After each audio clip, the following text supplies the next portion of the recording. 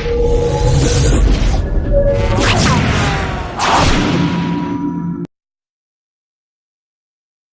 name is Pamela Wood, and I'm here with one of San Diego's finest. She's a social justice advocate, a public defender, and she is running for District Attorney of San Diego County.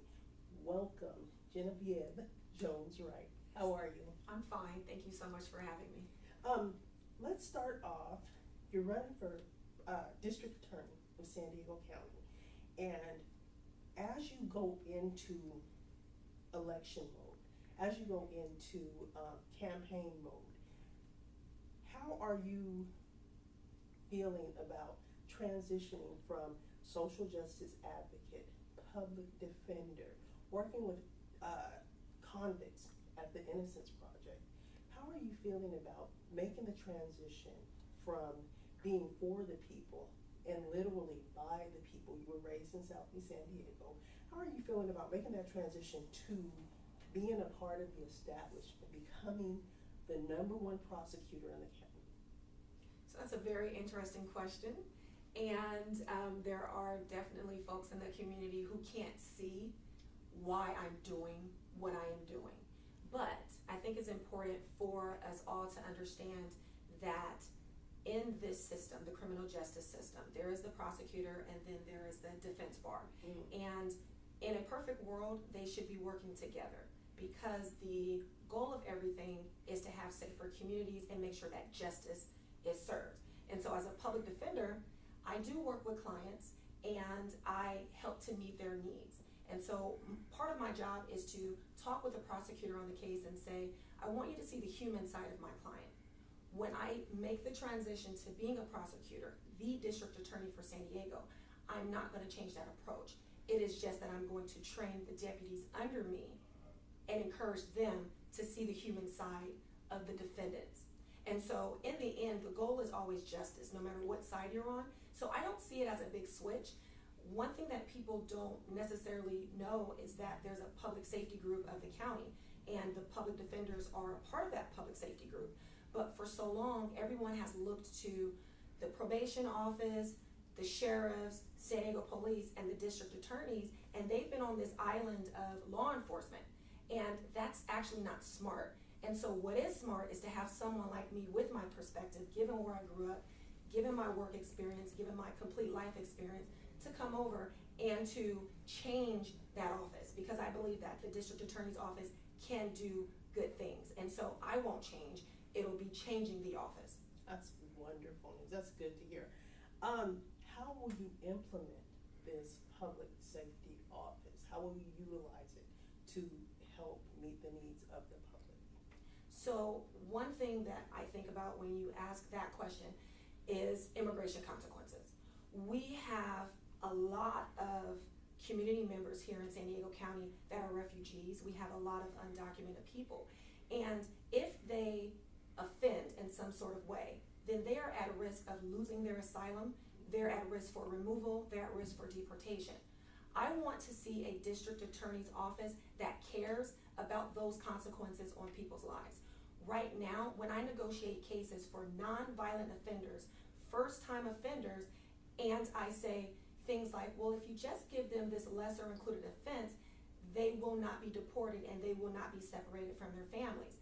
The response is usually, I don't care. Well, that shouldn't be the response from the district attorney's office. And so it's again trying to bring that heart into the criminal justice system. So that's one thing that I would like to change over there. When you are the district attorney, you set the vision and the tone for the office. You implement policy.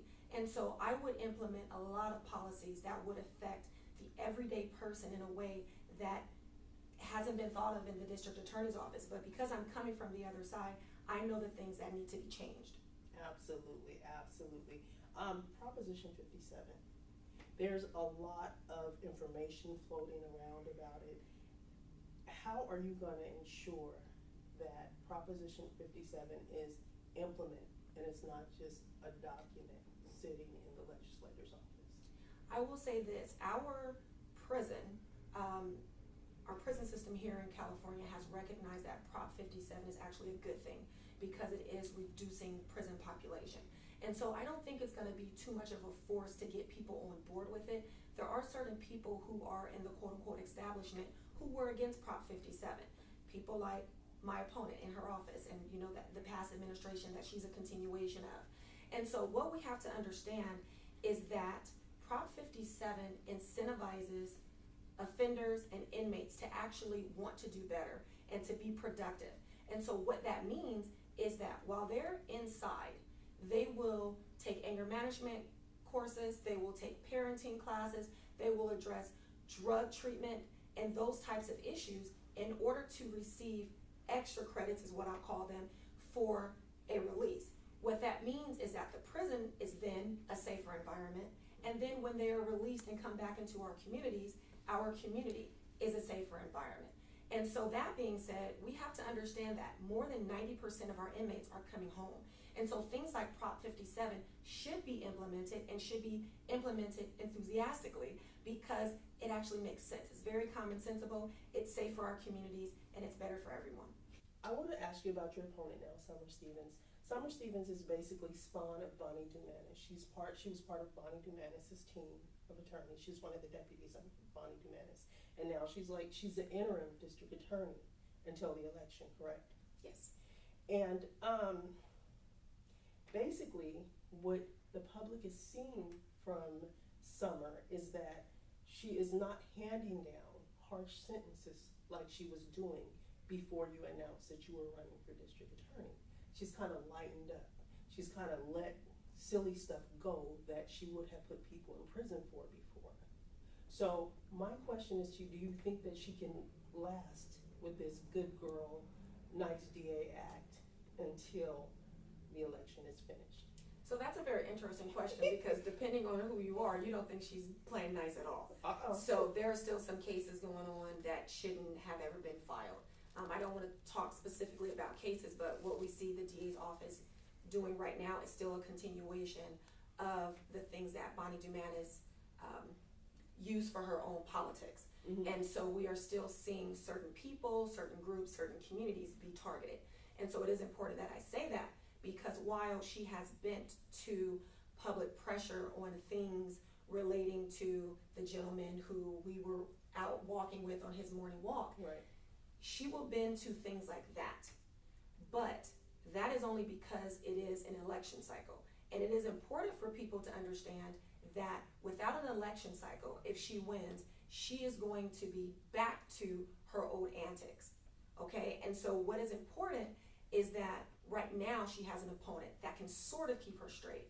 But if you talk to certain individuals, like attorneys who are now being prosecuted for simply advising their clients, they feel that they're being vindictively prosecuted because of a political agenda. And so I wouldn't say that she has this nice act and she's just being nice. I think that they are still handing down very inappropriate sentences. And also, my opponent has said that she will use 182.5, and it is a quote-unquote tool in her toolkit. So whereas Bonnie has backed away and sort of has learned from that error, we still have my opponent who says she is going to continue to use that very overreaching and dangerous penal code section, which almost landed a few of our men from this community in prison for life. Yeah, I think that is ridiculous. This morning I was watching CNN and they were discussing health care and the repeal and replace that they did, that Congress tried to do when Obama was in office. And I don't remember who it was I was working out, but the gentleman said they did repeal and replace once. And he said everybody knows, every filmmaker knows that you don't do a sequel if the first movie was bad. He said, and the sequel is going to be worse than the first movie. We all know that. So this repeal and replace is going to be bad. And this, if she goes back and pulls 182, probably, is 182, out of her toolkit and goes to use it, does she not know that there is going to be nationwide backlash, even in the era of Trump? Question is, does she care, right? She doesn't, because when you talk about the era of Trump, she has yet to renounce anything that he has done. So she's standing with him. So the question is not what's going to happen. Does she know what's going to happen? The question is, does she care? And so I don't believe so, because she knew the devastating effects. And so going back to something you said previously in your question, she hasn't just been a rank and file deputy over at the district attorney's office. She's been the chief deputy. She's been number 2 to Bonnie for years. And so this isn't something that we can say, oh, Bonnie did this and Summer's not responsible for it. She's absolutely responsible for it because she had discretion, she had the power to make changes, and she didn't. So everything that we actually saw under Bonnie, we can place in her responsibility and under her control. Because if she never weighed in as a chief deputy to say that's not okay, then it is on her as well. And I do want to make sure that I'm very clear on something that I said about Prop 57. I believe Bonnie actually came out for Prop 57 and she got backlash from the rest of her office. And so once again, we're seeing where she could be worse, to be completely honest. Yeah. How do you feel about Bonnie as county supervisor? Well, I do not want to talk about anyone or endorse any candidates. I will just say that we know what she is capable of. We understand that she is a part of corruption. I will say that. I will make that very clear, because what we're seeing in this county is that public officials and certain elected officials, Bonnie Dumanis included, have had their share of corruption. Cloud of scandal and suspicion that no one is willing to look into because it was Bonnie Dumanis. So, question is, will my opponent investigate her? Well, no, she's not going to do that because they are allies and cronies. But the thing is this, we have got to stop the corruption in San Diego County, which is another reason why I am running for district attorney. Absolutely. I want to be a bridge to accountability. I'm not coming in with any allies or any friends that I would be willing to bat an eye to when they're doing things that hurt the community. And so for so long, the district attorney's office has charged certain individuals, over-criminalized our population, but yet have engaged in their own corruption that they're not willing to prosecute. I'm coming in saying no one is above the law. And so if someone like Bonnie Dumanis really was engaged in corruption and scandal that affected an election, sort of like Mr. Trump, then that is something that I would look at, because we have to say what we will tolerate in our county. We will not stand for hate, but we will also not stand for corruption, especially when our communities are at risk because of elected officials and public officials. Absolutely agree. I do not have any more questions for you at this time. I know that you could go on and on. Is there anything that you would like to add to our interview? There's a lot that I could ask you. One thing I would like to ask you about being handcuffed and put in the back of a police car at the Malcolm X Library.